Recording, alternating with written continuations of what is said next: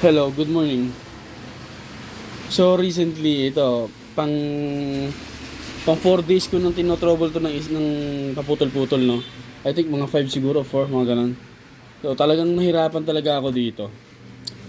Ito ay Mark 4 na Mesa Boogie. Ayan, tapos yung kanyang speaker ay Black Shadow gawa ng Electro Voice, no. So nung first na ang unang problema nito ay yung kanyang mga power tubes. Ito, apat yan sila. Yung kanyang power tubes ay nagbabaga. Kumbaga nagbabaga naman talaga kasi tube nga. Pero yung pagbaga niya ay sa dalawang magkabilaan dulo,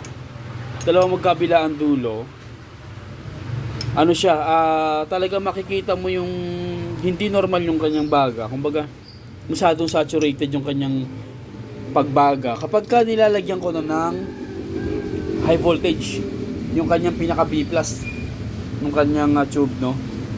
So, yun ang kanyang problema kasi wala siyang audio. Bagaman nagbabaga siya, umiilaw naman to lahat. Kapag ka inaano siya, umiilaw naman lahat. Kaya lang wala siyang audio.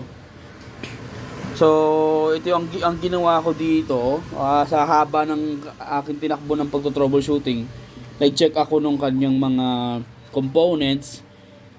Trinay ko munang mag-signal tracing. So from here sa preamp, good lahat ng signal. Itong relay pumipitik naman. Ito mga optocouplers to eh. So, most probably ginagamit ito sa compression, no, sa attack. Medyo pipigilan niya yung attack. So tatawid-tawid siya. Nag-check ako ng every valve, no, good naman yung signal. Tatawid siya sa kabila, good naman hanggang itong last valve to, sa reverb to eh, yung pinaka last valve dito. Yun yung purpose ng reverb na ay dito banda oh. So kahit na hindi ko na muna siya tinrouble, ayun, good naman yung kanyang signal. Tapos yung pagdating dito sa final valve, medyo nangitim dito, medyo yung valve medyo mahina na. So nag-switch din ako ng valve, nagpalit din ako. So sa madaling mabilis na sa okay na yung kanyang signal. And then wala talaga, nagbabaga talaga. So another step, chinek ko yung mga value ng resistors, which is 5 band, no? 5 band siya. Ayan. Pero beware kayo dito sa resistors na to kasi iba yung value na color coding natin ngayon, na way ng color coding natin kasi dun sa dati nila. Pag chinek nyo to, this is 470 ohms yun. Ito,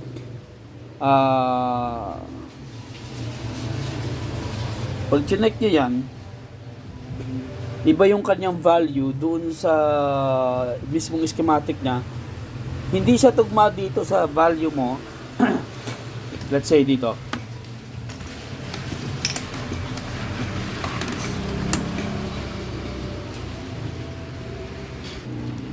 So tayo. Resistance. So pag sinukat mo siya, this is 2.8K, no? Same with the other side. 2.8K yan o 2.9. Okay pa rin yan. Pero kung titignan mo, dapat 2.7 siya, no? Tapos pag titignan mo dun sa kung ikakalculate mo to sa Google, iba siya. Iba yung lalabas. Tapos titignan mo to sa schematic niya, tugma yung value niya doon sa nakalagay sa schematic niya. So medyo tricky 'yon. Doon din ako natagalan. And then wala pa rin, wala namang sira yung mga resistor na yan. Ayan. Buo yan siya, buo yan pareho. This is 390 ohms. So dapat to, this is no.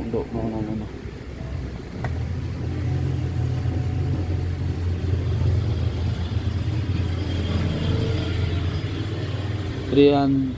So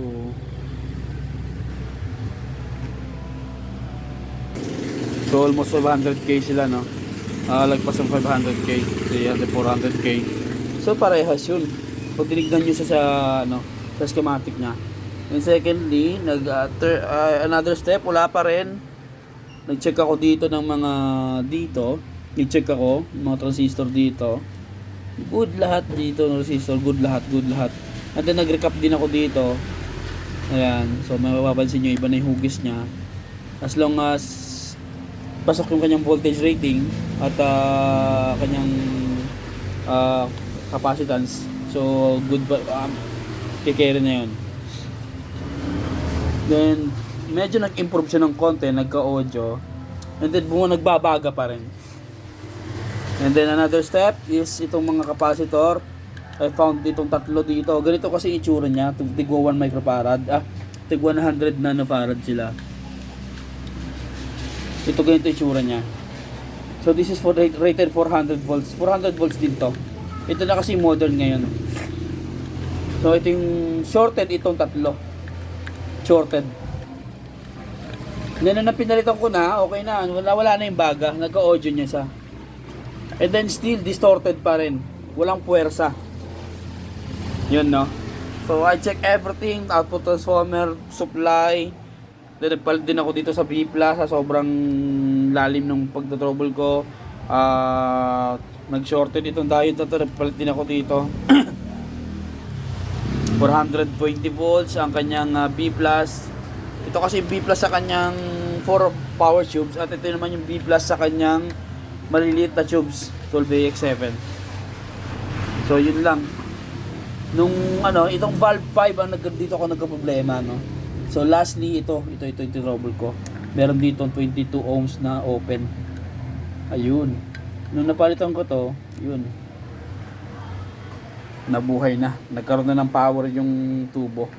Nagkaroon na ng power yung audio. Luminaw na. Kasi itong pin 6 dito sa valve 4, yung pin 6 nitong output, i-direct ako dito sa input nitong valve 5. So tinanggal ko na yung valve 5. And then doon ko na pagtanto na yung kanyang amplifier dito sa power tubes, buo, maganda yung signal, maganda yung output. So meaning nagkakaproblema lang tayo sa signal input. Itong valve 5 yun yung magdadala nitong power tubes na 4. So yun lang. Mark 4.